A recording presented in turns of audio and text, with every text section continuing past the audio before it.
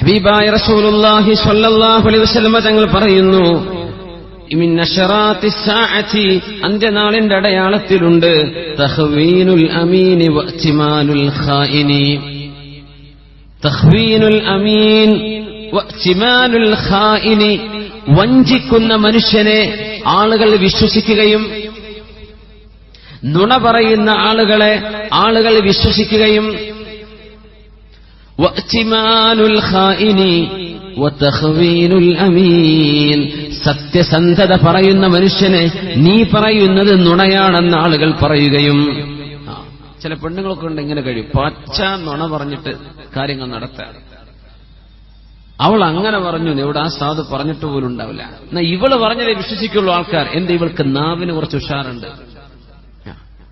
നുണ പറഞ്ഞിട്ട് കാര്യം സാധിപ്പിച്ചു കൊടുക്കുക. നമ്മുടെ കോടതി വരാന്തകളിൽ നടക്കുന്ന പ്രശ്നമാണ്. അഡ്വക്കേറ്റുമാരുടെ ജോലിയെക്കുറിച്ചല്ലേ അഷ്റഫുൽ ഖൽഖി പറയുന്നത്.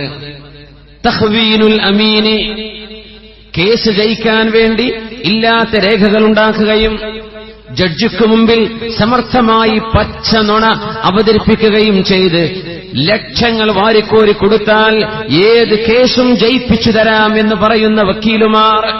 എന്തതിനർത്ഥം? നിങ്ങളുടെ പക്ഷത്ത് ന്യായമാകട്ടെ അന്യായമാകട്ടെ ജയിപ്പിക്കും.